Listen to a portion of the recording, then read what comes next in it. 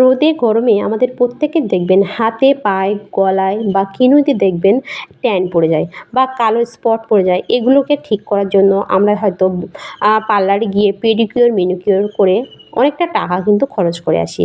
কিন্তু এগুলোকে আমরা কিন্তু ঘরোয়া পদ্ধতিতেও ঠিক করে নিতে পারি। তা আজকের ভিডিওতে অসাধারণ একটা ঘরোয়া টোটকা শেয়ার করব, যেটা দিয়ে আপনারা কিন্তু হাতে, পায়ে, গলায় বলুন বা ঘাড়ে, কিনুই জমে থাকা ময়লা বা একটা স্পট, কালো স্পট পড়ে যায় অনেকের, এগুলো কিন্তু একদিনের মধ্যে কিন্তু আপনারা ঠিক করে নিতে পারবেন।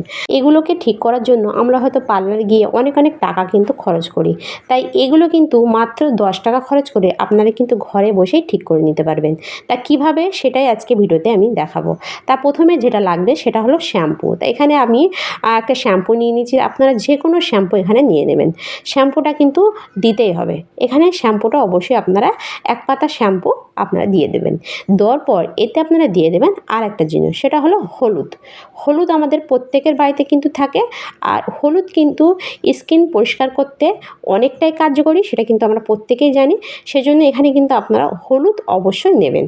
আর কাঁচা হলুদও আপনারা নিতে পারেন, বা এটা কিন্তু আমাদের রান্নাঘরে থাকে, এই হলুদটাও কিন্তু আপনারা নিতে পারেন। তা সামান্য একটু 1 চিমটে হলুদ আপনারা এতে দিয়ে দেবেন। দেওয়ার পর এটা কিন্তু ভালোভাবে এই শ্যাম্পুর সঙ্গে মিশিয়ে নেবেন। মেশানোর পর তারপর আপনারা নিয়ে নেবেন আর একটা জিনিস, সেটা হলো সোডা, বেকিং সোডা। আমাদের প্রত্যেকের বাড়িতে কিন্তু বেকিং সোডা থাকে। তা বেকিং সোডা বা খাওয়ার সোডা, এই সোডা আপনারা 1 চামচের মতো এতে দিয়ে দেবেন। দেওয়ার পর তারপর আপনারা নিয়ে নেবেন কলগেট বা বাবুলের যে পেস্টটা হয় সেটাও আপনারা কিন্তু নিতে পারেন। নিয়ে অল্প একটু হোয়াইট পেস্ট এভাবে নিয়ে নিতে হবে। তো এভাবে আমি কিন্তু চামচের উল্টো পিঠে করে একটু হোয়াইট পেস্ট নিয়ে নিচ্ছি। এভাবে উল্টো পিঠে করে নিলে এটা কিন্তু মেশাতে সুবিধা হবে, সেজন্য কিন্তু আমি চামচের উল্টো পিঠে কিন্তু এটা লাগিয়ে নিয়েছি। এভাবে লাগিয়ে নেওয়ার পর সবকটা জিনিস কিন্তু ভালোভাবে মিশিয়ে নিয়েছি। তো এভাবে অবশ্যই আপনারা আগে একটু মিশিয়ে নেবেন। নেওয়ার পর তারপর আপনারা নিয়ে নেবেন আরেকটা জিনিস, সেটা হলো পাতিলেবু। পাতিলেবু কিন্তু স্কিনের পক্ষে অনেকটাই ভালো, সেটা কিন্তু আমরা প্রত্যেকেই জানি। আর এটা কিন্তু স্কিন পরিষ্কার করতেও অনেকটাই কার্যকরী। তো এখানে দেখুন পাতিলেবুটার রসটা আমি কিন্তু নিংড়ে দিয়ে দিয়েছি, আর খোলাটা কিন্তু আমি ফেলিনি, এটা রেখে দিয়েছি। এটা আমি একটা কাজে লাগাবো, সেটা আমি পরে দেখাচ্ছি এটা আপনারা কী কাজে ইউজ করবেন। তারপরে দেখুন এখানে কিন্তু আমি এটা ভালোভাবে মিশিয়ে নিচ্ছি। এটা দেখুন লেবুর রসটা দেওয়ার সঙ্গে সঙ্গে এটা কিন্তু একদম ফেনা হয়ে উঠেছে।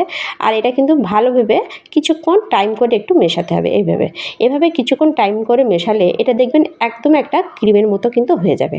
তো এভাবে আপনারা অবশ্যই একটু 5 মিনিট মতো একটু মিশিয়ে নেবেন। মেশানোর পর এটা আপনারা আপনাদের হাতে, পায়ে, ঘাড়ে, কনুইতে, মানে যেখানে ট্যান পড়ে গেছে বা সেসব জায়গায় আপনারা লাগাবেন। আমরা কিন্তু মুখের যত্ন সবাই নেই, কিন্তু শরীরের বাকি অংশে যেমন ঘাড়ে, গলায়, এসব জায়গায় কিন্তু যত্ন কিন্তু আমরা খুব একটা নিইনি। অনেকে কিন্তু পার্লারে গিয়ে পেডিকিউর, ম্যানিকিউর করিয়ে আসে অনেকটা টাকা খরচ করে। তো এভাবে যদি আমরা সপ্তাহে 1 দিন বা মাসে 2 দিন যদি করে থাকি, তাহলে দেখবেন আমাদের হাতে, পায়ে কিন্তু কোনো রকম ট্যানও পড়বে না। আর ট্যান পড়লে কিন্তু 1 দিনের মধ্যে কিন্তু উঠে যাবে। এটা আপনারা অবশ্যই একবার অন্তত করবেন, তাহলে বুঝতে পারবেন এটা কতটা কাজের। কোনো রকম টাকা খরচ ছাড়া আপনারা কিন্তু রান্নাঘরে থাকা সামান্য কিছু জিনিস দিয়ে আপনাদের কিন্তু হাতে, পায়ে, গলার বা ঘাড়ের কনুইতে পড়ে থাকা নোংরা ময়লা বা ট্যান পড়ে থাকা সেসব ময়লা কিন্তু আপনারা খুব সহজে তুলে নিতে পারবেন। চলুন দেখে নেওয়া যাক এটা আপনারা কিভাবে ইউজ করবেন। এটা আপনারা আপনাদের হাতে, গলায়, ঘাড়ে যেখানে ইচ্ছা কিন্তু ইউজ করতে পারেন। তো এখানে কিন্তু আমি হাতে লাগিয়ে দেখাচ্ছি। তো এভাবে ভালোভাবে কিন্তু লাগানোর পর এটা কিন্তু শুকানো পর্যন্ত অপেক্ষা করতে হবে। তো এখানে কিন্তু আমি হাতে ভালোভাবে কিন্তু কভার করে নিয়েছি। দেখুন এভাবে লাগানোর পর এটা যখন শুকিয়ে যাবে তখন আপনারা কী করবেন, নিয়ে নেবেন লেবুর খোলা। তা লেবুর খোলাটা কিন্তু আমি রেখে দিয়েছিলাম, আপনারা দেখেছেন। তো এই লেবুর খোলাটা দিয়ে এভাবে কিন্তু ভালোভাবে রাব করে ঘষতে হবে।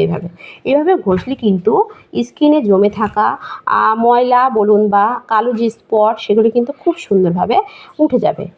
লেবু কিন্তু আমাদের স্কিন টোনকে খুব সুন্দরভাবে কিন্তু ভেতর থেকে পরিষ্কার করে, আর স্কিনকে কিন্তু উজ্জ্বল, চকচকে, ঝকঝকে করতেও সাহায্য করে। অনেকের কিন্তু লেবুতে অ্যালার্জি থাকে, তারা কিন্তু লেবুটা বাদ দিতে পারেন। তারা কিন্তু আরেকটা জিনিসও কিন্তু নিয়ে নিতে পারেন, সেটা হলো টমেটো।